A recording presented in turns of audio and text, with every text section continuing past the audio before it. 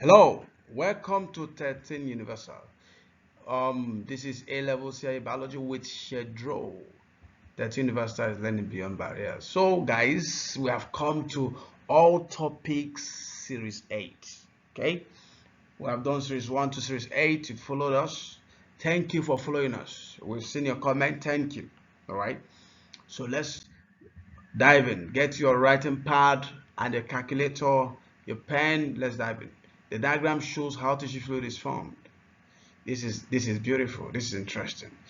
Okay, you can see that. So what is the net pressure causing tissue fluid out of capillary at the arterial end? All right, that is it. You know what? Just pause this video and try it. I believe you can do it. Okay. All right, let's come back to this. So watch this. So this is the arterial end. The blood is flowing from arterial end of capillary. This is the venous end, arterial end, venous end. So the pressure here is higher. The pressure inside here is higher. Okay, you can see the key. Blood pressure.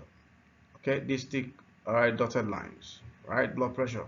We have water potential acting inside here, and the one acting outside here. So we have blood pressure. Okay, you can see the blood pressure here. That pressure here is, and also see the pressure here too. Okay, so this is blood pressure here. Okay, inside here is 4.3 kilopascal. The impact here is 1.1 kilopascal. So water potential inside here -1. You can see that. So here is maybe in tissue 1.3 kilopascal. You can see that. All right. So see that this is, of course, the then says what is the net pressure causing tissue fluid out of the capillary at the arterial end. Okay. So this is arterial end. Let's stay with arterial end here. Okay. So if you check the total, let's look at the total pressure acting inside here. Okay, both blood pressure. Now water can exert pressure too. So water has pressure, it can exert pressure. So blood exerts pressure. So the total pressure here, minus the total pressure here. Okay, so we're gonna have the total pressure there is 4 point plus 4 point. Bring your calculator. Let's do this. All right, plus 4.3 plus 4.3. All right, plus minus, okay, minus 3.3. Is that okay? Yeah, minus 3.3. That's the total pressure inside.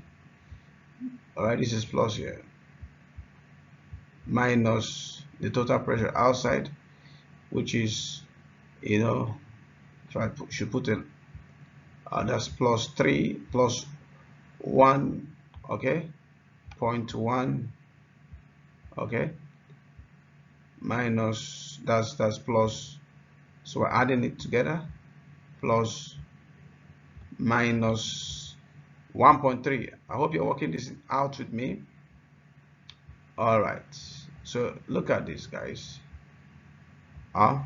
So if you add up these two, it will be 4.3 minus 3.3, which is 1, minus 1.3 plus 1.1 minus 1.3.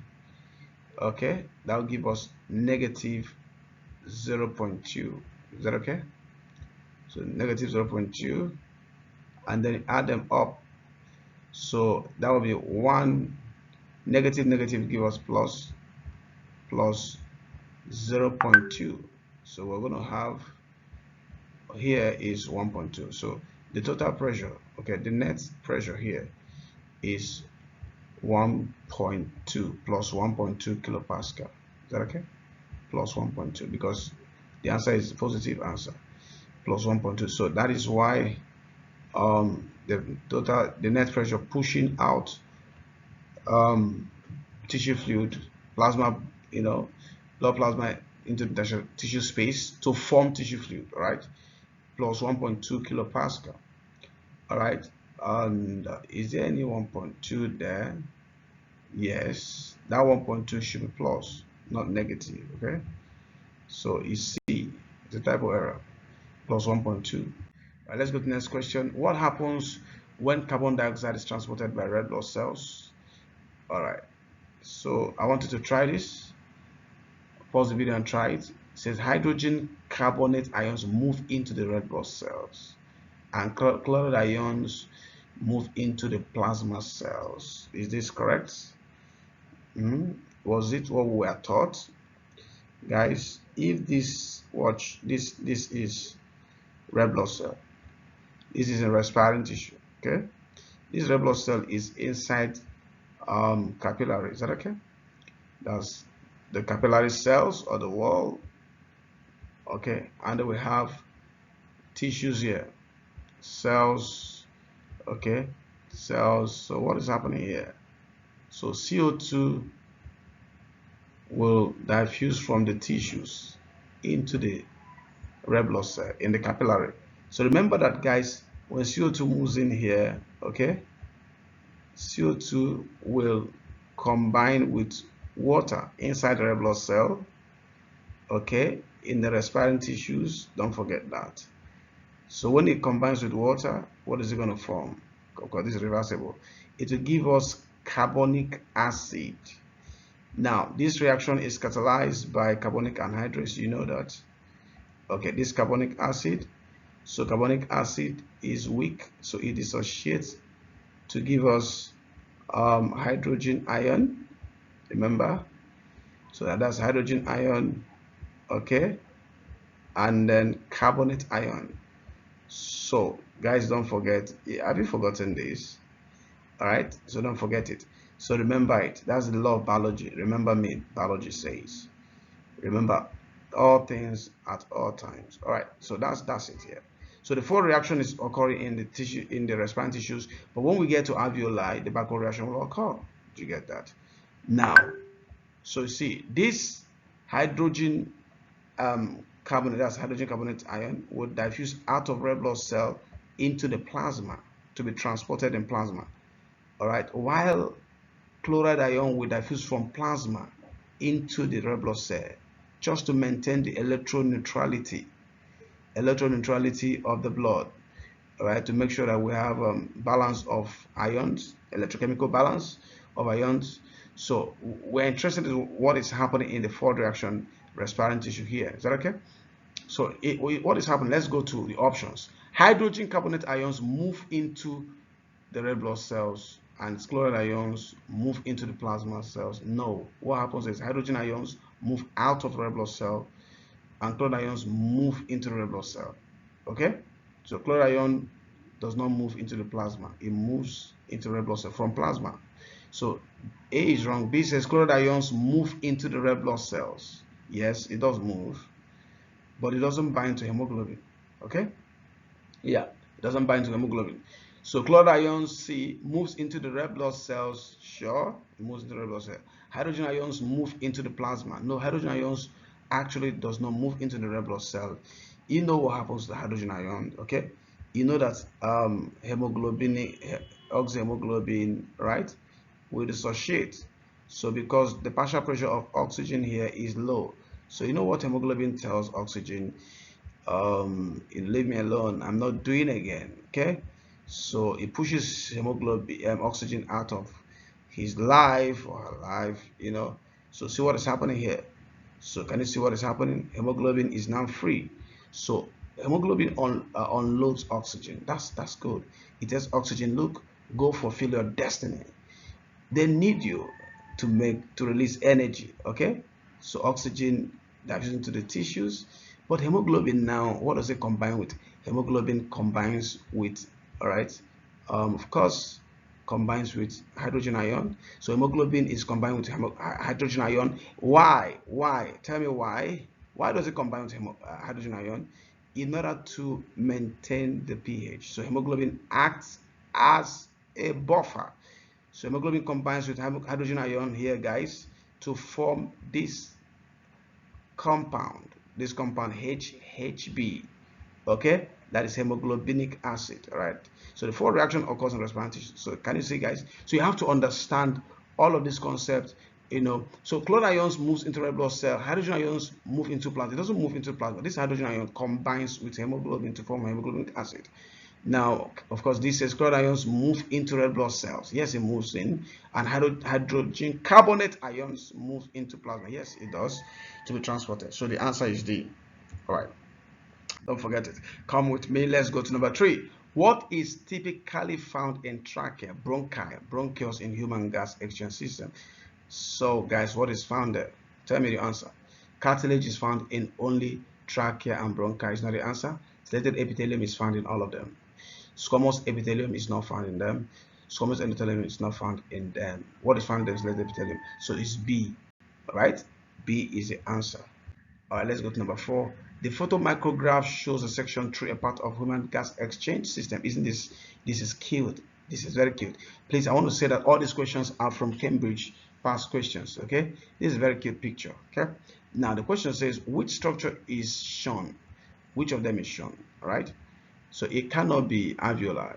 Alveolus doesn't have this is cartilage. Okay, that's slated epithelium. Can you see that's slated epithelium? Yep. Now after it, see the base here, right? To have elastic fiber somewhere here. Then we have smooth muscle. This is smooth muscle. Don't forget this smooth muscle. Now this is loose tissues. Okay, have blood. These are blood vessels. All right. This is mucous gland, and then here is cartilage. Right. All right. So it's not bronchial. Bronchial doesn't have cartilage. It is bronchus. Why? We can see that it shows us cartilage. Okay, irregular block of cartilage, and of course you see smooth muscle. Now it can never be trachea because trachea and the cartilage cartilage and smooth muscle in trachea, they do not show. Okay, for example, see, cartilage forms an incomplete ring in trachea. This is cartilage here. Okay, so incomplete ring. This part that completes it is, of course, the smooth muscle. So most times both of them don't show together. All right, you see only cartilage showing with other tissues. All right, so the one that shows, of course, this is irregular block of cartilage that's found in bronchus. So bronchus is the answer. So we want to hear from you. What do you think? What do you think? Let us know what you're thinking. Come on. So which factors are required for the efficient diffusion of oxygen and carbon dioxide in human gas exchange system? Clean and warm air entering the lungs is that required. Maximize area of exchange. Minimum distance between alveoli and blood. So which is the answer? Try it. Have you solved the question today? Try this one. All right, now this is one of the factors: clean and warm air entering the lungs. Remember that gas exchange is by diffusion, right? Diffusion is affected, right? All right, clean and warm air entering the lungs. That doesn't really, when we have temperature affecting diffusion more, is when we're dealing with solute, all right? All right, these air molecules and all of gas molecules, all right? So it doesn't really count much here, all right? So what counts much is maximize area of exchange surface. So this create large, all right, surface area, and then increase surface area causes increase in gas exchange, all right? So 2 is the maximize distance, okay, minimum distance, of course, between alveoli and blood. So the wall of alveoli, okay, I don't know why I'm doing this, but I'm doing it for someone. Please watch this. So let's go to our imagination. So the wall of the alveolus, is lined with squamous epithelial cells. Squamous means flattened. So I'm not drawing it well, okay? But it's flattened. And this is also a squamous endothelial cells of the capillary. So, all right, sorry. All the cells here are flattened, and the reason is to reduce the diffusion distance. So this is red blood cell here. So air is diffusion from alveolus here, air across the epithelial cells of alveolar wall, and capillary endothelial cell of capillary wall, and then enters red blood cell here. So the diffusion distance should be short for efficient diffusion. All right, and that is 2 and 3. 2 and 3 is D. Let's go on. Which statement correctly identifies why it is difficult to eliminate TB? So humans have limited access to clean water. Humans can be affected by, but the pathogen can be inactive. A number of drug resistant strains of pathogen have evolved. So which one applies to TB? Now, number one doesn't apply to TB. Okay, it doesn't apply to TB. Why? TB doesn't have anything to do with water. It's not transported through water. It's an airborne infection. Okay, so what this has to do with is cholera. So yeah, 2 and 3 are related to TB. So it becomes inactive or dormant for many years until the immune system is suppressed. So it's an opportunistic infection. Okay, yeah, it can mutate fast. So you have a lot of multi-drug resistant strains. All right, this is why it is difficult to eliminate TB. So 2 and 3 is it. Okay, let's go to the next question. Bacteria can become resistant to antibiotics.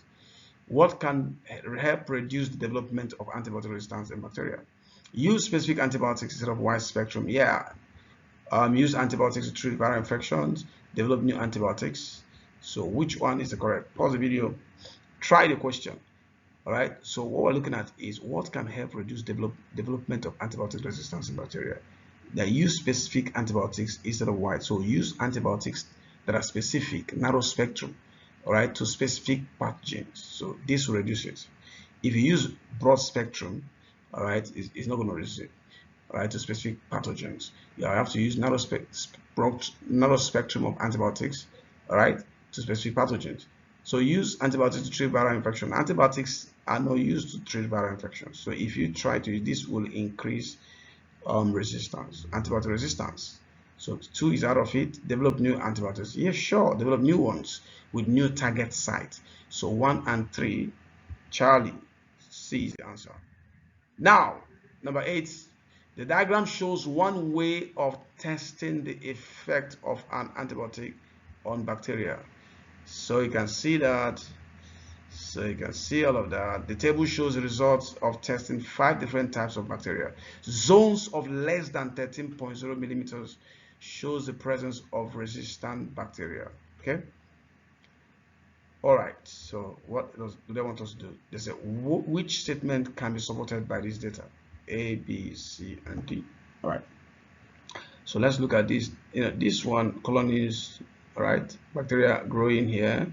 This antibiotic has no effectiveness, so it doesn't kill the bacteria. Here this kills the bacteria because we have clear zone of inhibition. This area bacteria does not grow, bacteria do not grow. Okay, so remember they gave us a hint.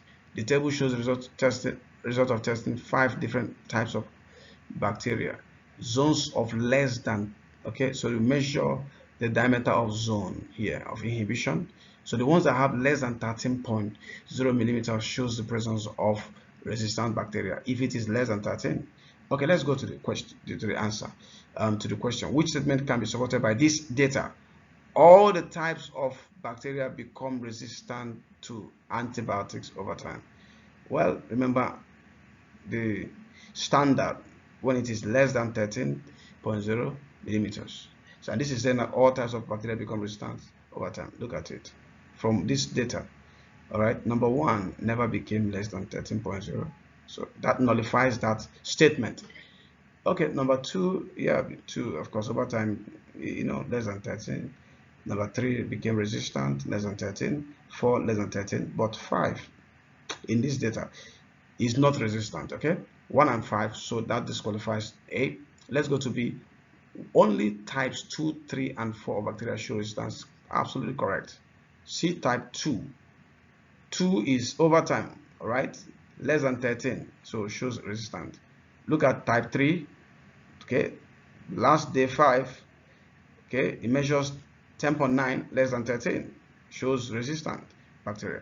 4, oh, 4 is grossly, at day 5 it has become grossly resistant. What happened? Okay, so that B is correct. Let's see C. The antibiotic can be used to treat types 1 and 3. It can be used to treat, it cannot be used, it can be used to treat type 1 because it still kills it. All right, type 3, the bacteria is resistant already. Okay, at day 5, less than 13. All right, C is wrong. This says type 5 of the bacteria can never become resistant. All right, it can. Look at it with time, just with time. 22, 21, 20.5, 20.4 is decreasing. By day 10, day 20, it will. So D is wrong. The only correct one is B. Thank you. So let's go to number 9. Some responses made by cells of the immune system to a pathogen are listed. Mitosis recognizes a pathogen, produces memory cells, secrete enzyme. Yep. Which responses are correct for phagocytes? Yeah, I think something's wrong with the option. I don't see 4 here. 4 should be here, and 4 should be, this D should be 4. All right, but see, let's look at it. Now, which responses are correct for phagocytes engulf and digest pathogens? So during immune response, they do not divide by mitosis. They don't undergo clonal expansion. They do not undergo clonal expansion. Phagocytes don't. But do they recognize pathogens? Yes. Okay, they can bind with a receptor to the antigen on pathogen, or they bind with a receptor to antibody that is attached to the antigen of a pathogen. So they can recognize. Do they produce memory cells? No, no, they don't produce. Do they secrete enzymes? Sure, because they digest. So they have a lot of lysosomes carrying digestive enzymes. So it is 2 and 4. There's a typo error here, but I think it should be the 2 and 4 here. Okay, 2 and 4. All right, so it's 2 and 4, not 3. This should be 4 only. All right, let's look at the last question. Some vaccines do not contain antigens. The vaccines contain a molecule of messenger RNA. Okay, good. Cells in the immune system use the mRNA molecules to make a protein antigen. Correct. The statement describes stages of how messenger RNA vaccines work when they enter a cell of the immune system. So number 1, B lymphocyte and T lymphocyte with complementary receptors bind to the protein. Okay. 2, lymphocytes differentiate into memory cells that give long-lasting immunity. See that? 3, ribosomes translate the messenger RNA molecule to make a protein. The cell displays the protein on its cell surface membrane. What is the correct order of stages of how mRNA vaccines work? So see that. So try this. Okay, try this. So remember that when mRNA is taken, mRNA has to be translated to make protein. Antigens are proteins. Okay, most of them. So the first thing is that mRNA has to be translated, and that's number 3. So ribosomes makes protein. Okay, so once this protein is made, so this is the antigen, so it has to be displayed. So the antigen, okay, is displayed on the cell surface membrane. That's antigen presentation. So 3 starts it, B and C. 4 continues, so C. So the next one is when you present it, it will cause antigenic, or what we call clonal selection. That's 1. B lymphocyte and T lymphocyte with complementary receptors bind to it. That's clonal selection. So select the clone that has complementary receptors that can fit with the antigen. So that's 1. And the last one is a lymphocyte differentiating into memory cells and give long-lasting immunity. That's 2. So we have that translation, we have antigen presentation, we have antigenic selection or clonal selection. Of course, memory cells are formed. So C is the answer. So guys, we have come to the end of series 8 of all topics. So we might go into maybe makeup for gas exchange and then paper 2. So follow us. Thank you so much for watching our videos. Continue. Exam is close. Make sure you're solving questions and let us know your areas of difficulties, and we're going to respond. Okay, comment on our videos. Tell us what you actually need. Give us your feedback. All right, don't forget this is schedule. Have a lovely time. See you next series. Bye.